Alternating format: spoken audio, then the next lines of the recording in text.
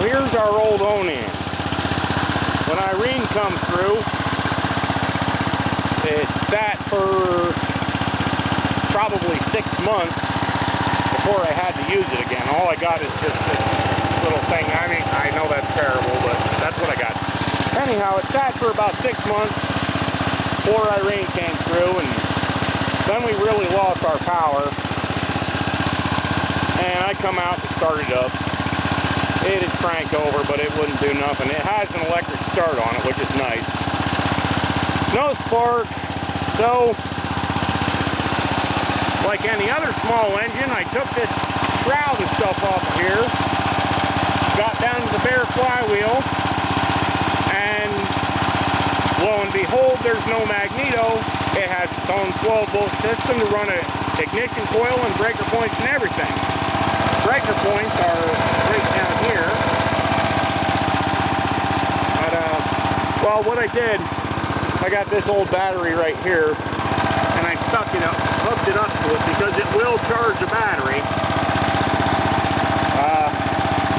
But I don't know what this battery's going to do, so I'll shut it off for a minute.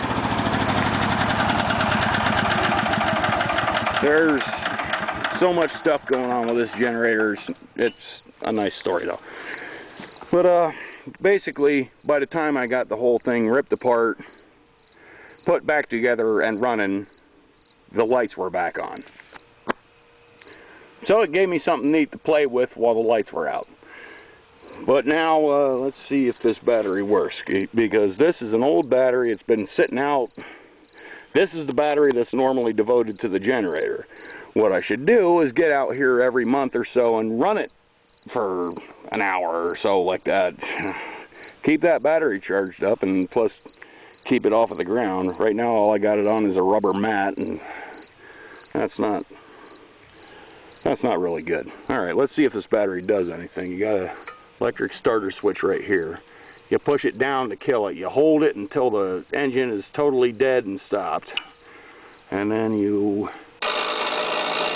Nope. That battery's not really taking a charge. I'll stick it on the battery charger later though, because I'm not just going to throw a battery out without trying every possible thing that I possibly can. But this battery, the one I'm hooking up now, is out of the Scout. And this carburetor on this thing, it's a Walbro carburetor.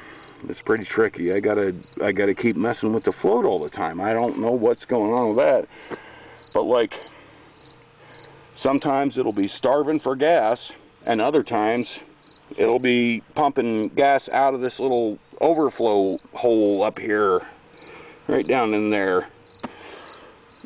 And you don't even mess with the float, but I have to come out, take the bowl off, and mess with the float until I get it right, so it ain't pumping gas out the overflow, or it's not starving for gas. And then it'll run all friggin' day. I don't know, I guess it's a needy generator. It likes attention or something like that. I don't know, but I like one that I can just come out and nothing.